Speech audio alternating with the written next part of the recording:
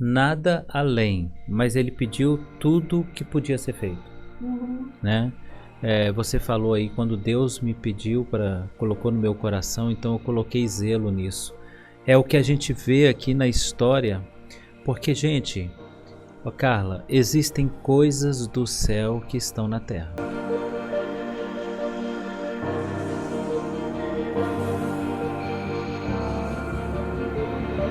E a gente pode ver isso, olha, Apocalipse capítulo 11, verso 19, diz que foi aberto o santuário de Deus no céu e foi vista a Arca da Aliança. Bem, é óbvio, a gente sabe que isso é uma visão, mas o Senhor está mostrando que aquilo que esteve na terra em forma física, concreta, é algo celestial. E tem tanta coisa que está na terra, que está no meio de nós na igreja, que é do céu.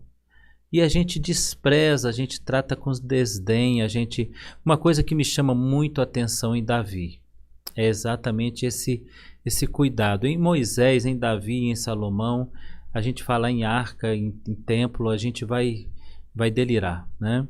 Veja o cuidado de Moisés, então, começando por Moisés. Moisés recebe os detalhes e ele gasta tempo. Nós estamos falando de um homem que está cansado, é um homem idoso. Ele poderia cortar assunto, descer antes, vai fazendo aí, Bezalel. Mas não, ele é cuidadoso, meticuloso. Ele leva a sério cada medida de uma peça para outra peça, os detalhes nas vestes sacerdotais, e cada detalhe de cada pano, de cada costura, de cada pedaço de madeira que é colocado, de cada utensílio que é colocado. Ele olha meticulosamente cada detalhe. Depois nós vamos encontrar a mesma dedicação no coração de Davi. Porque Davi está no seu templo, Carla, e ele está no seu palácio, que Deus colocou ele lá. E aí entra uma coisa muito interessante. Deus às vezes nos coloca em lugares maravilhosos e a gente não sabe retribuir. Ele está no palácio, olhando para a beleza do palácio. Quantos crentes estão nos ouvindo hoje que vivem isso? Ou conhecem alguém que já viveu isso? Ele está no seu palácio, ele olha toda aquela beleza, todo o poder, e olha para o tabernáculo, que ele trouxe uma parte do tabernáculo, e ele olha e vê um lugar simples, e o coração dele se enche por Deus, queima por Deus. Ele diz: eu moro em um palácio, em uma casa feita de alvenaria, de cedros, cheio de riqueza, e foi Deus que me colocou aqui. E o meu Deus que me colocou aqui, eu agora estou olhando ali o lugar onde nós colocamos o símbolo da presença dele. E ele se sentiu envergonhado e mandou chamar Natã. Natã, nós vamos ter que fazer alguma coisa. Eu vou fazer um templo para o Senhor, que é um palácio para ele. Então, uma coisa para o crente pensar também, às vezes Deus te promove, mas você não promove o Deus que te promoveu.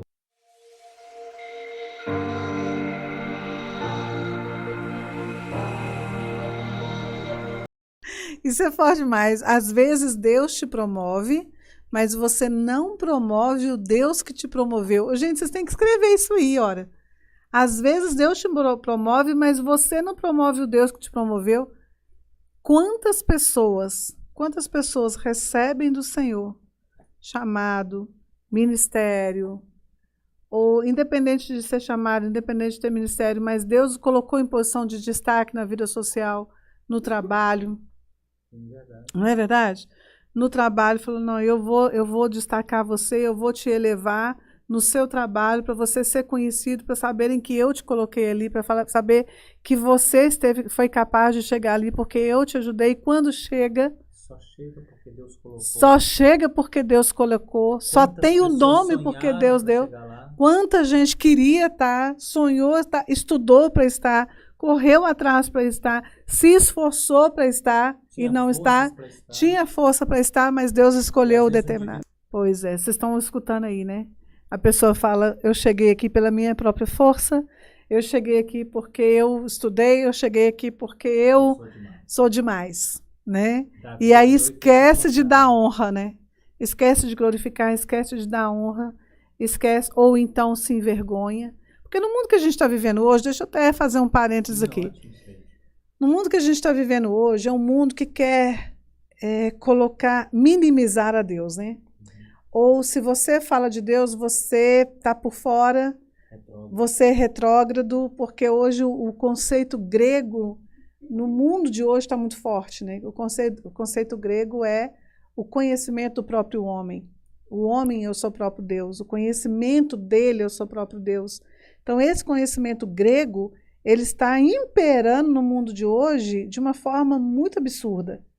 E o conceito grego, ele faz com que o homem centralize ele próprio dentro da sua vida, esqueça a centralidade de Deus, e se Deus existir, ele está lá no canto, num lado, só para um momento ou outro que você vai se lembrar dele. Pastor, eu tenho visto isso muito hoje. É um conceito grego forte demais lá de trás. E é o assunto da gente. E é o assunto da gente hoje ainda, né? A gente nem falou sobre isso, mas está centralizado. Então, teve uma época, o senhor sabe, nos anos 90, os anos 80, os anos 90, em que você mostrar para as pessoas que você é direito, que você é honesto, que você é correto, que você ama Deus, que você se veste decentemente, que você comporta decentemente, que você tem princípios, né, conforme a Bíblia tem, era uma coisa bonita, era uma coisa louvável.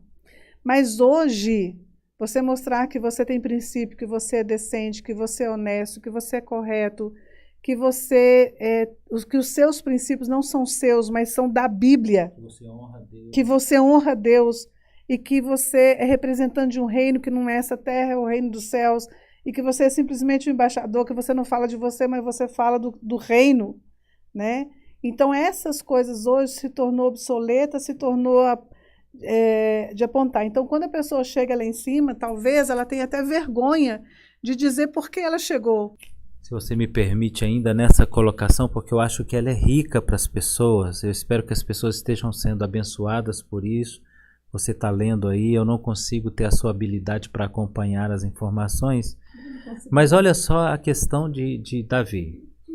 Davi deseja no coração, o coração dele diz assim, poxa, o Senhor me colocou aqui, então não é justo que eu deixe ele ali, eu tenho que honrá-lo também. Mas Deus diz não para ele. E então o que ele faz? Deus diz, não vai ser você, vai ser o seu filho. O que ele faz? Ele guarda para o filho fazer.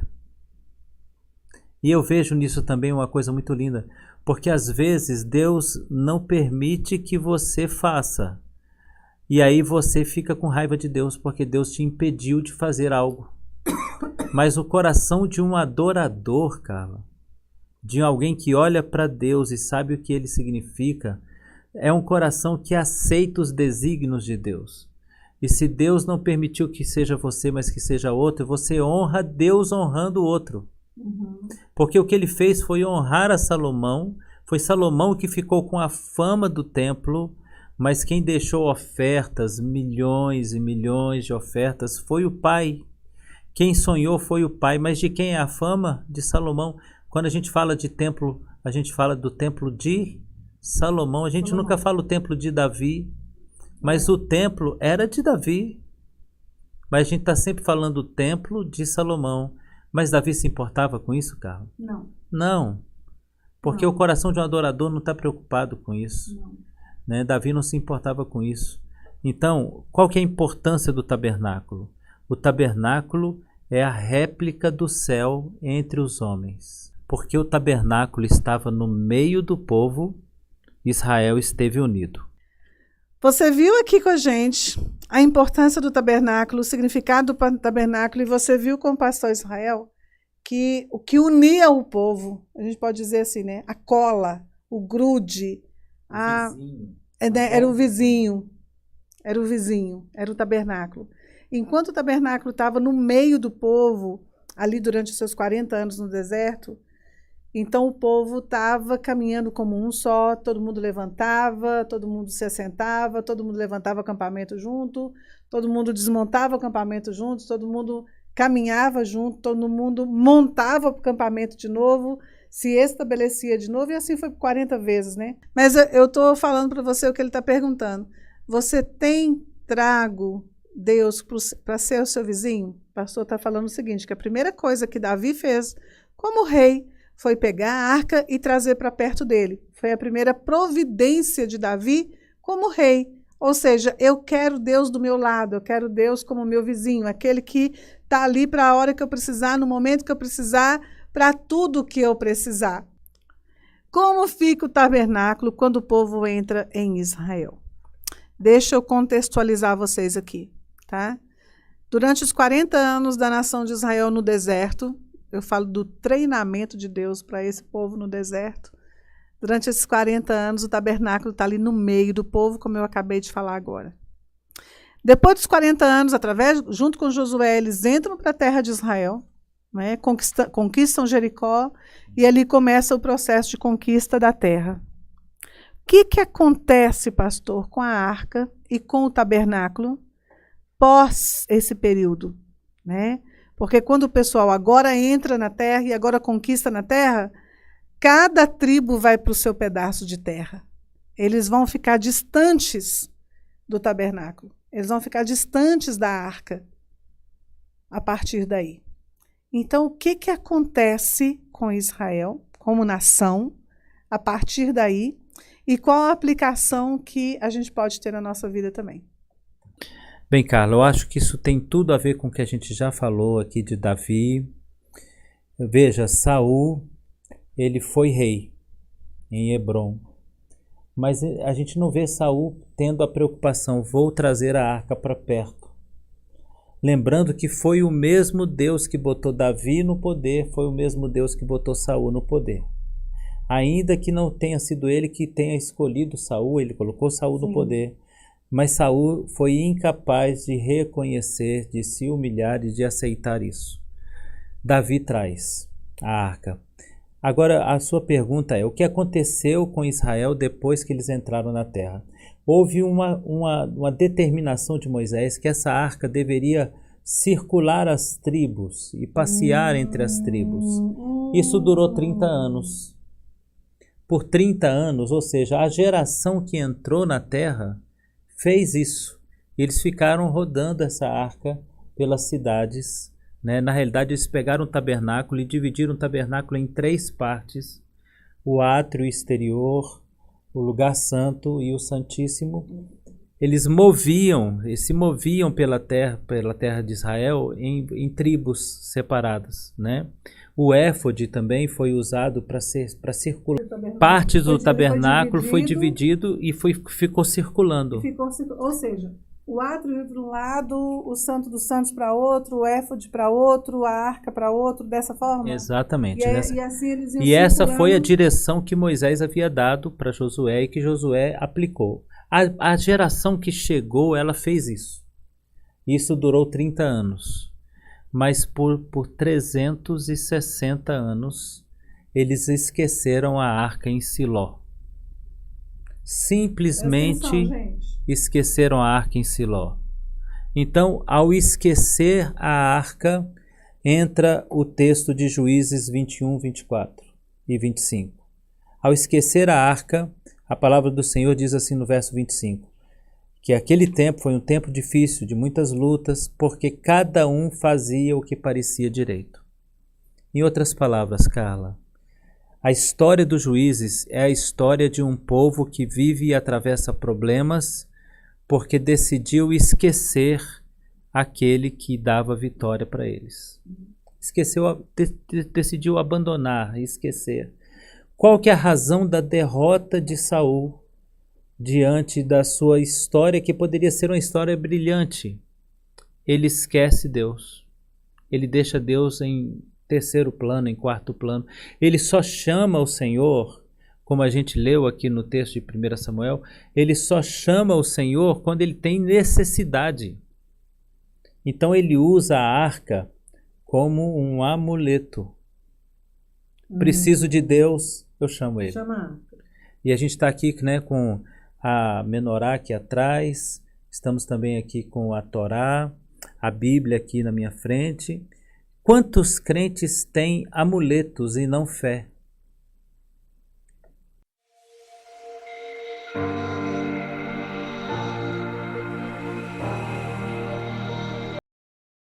A arca simbolizava a presença de Deus. A arca carregava a presença de Deus, e enquanto a arca esteve entre o povo, essa arca levou a presença de Deus. A prova disso, quando a arca, que foi roubada pelos filisteus, é levada pelos filisteus, a presença de Deus estava na arca. E a arca foi colocada dentro do templo de Dagon, e o povo filisteu foi celebrar. Isso aí é uma bobagem, isso é um objeto, isso não tem poder, isso não tem autoridade. Passaram a noite em festa e botaram como um souvenir para o deus Dagon. Foram dormir. Quando eles acordaram, Dagon estava no chão. Porque onde está Deus não cabe outro, Carla. Onde Deus está não cabe outro. Eles fizeram a pior coisa que poderiam fazer. Eles colocaram Dagon de volta. E aqui eu quero deixar uma frase e vou passar para você. Não tente levantar o que Deus derruba, e não tente juntar os cacos do que Deus quebra.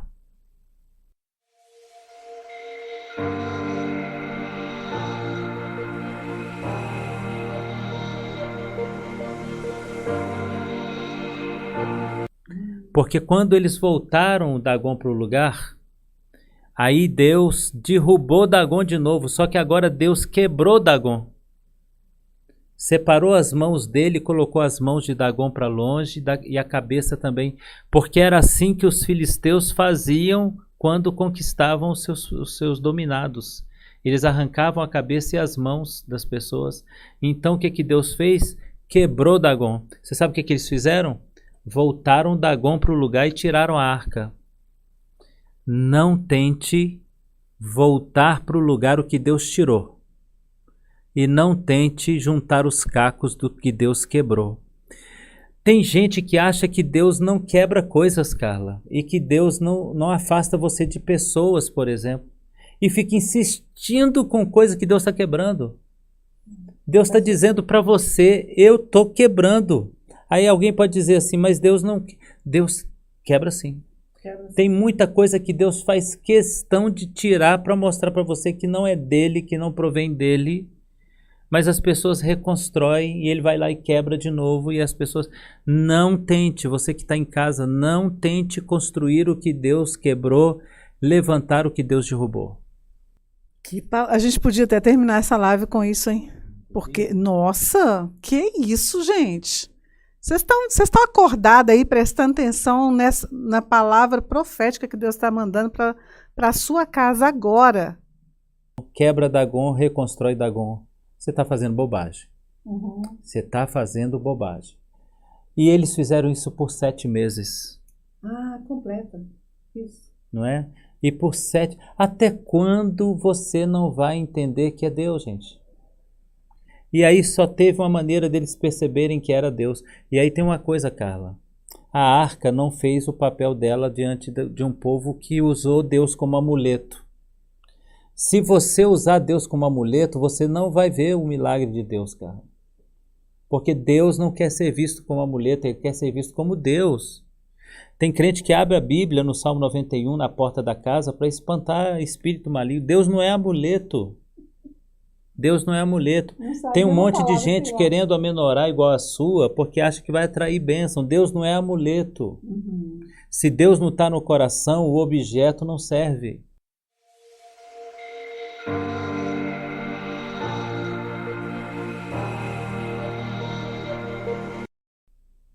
Mas Deus estava na arca que para as pessoas era amuleto.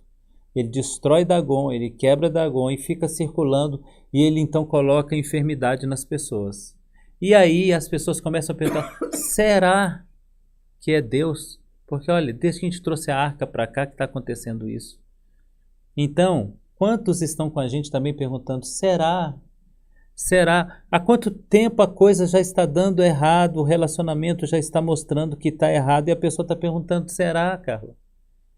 E eu vou deixar essa pergunta também para você insistir com ela, porque até quando a pessoa vai continuar perguntando, será que é Deus que está dizendo não?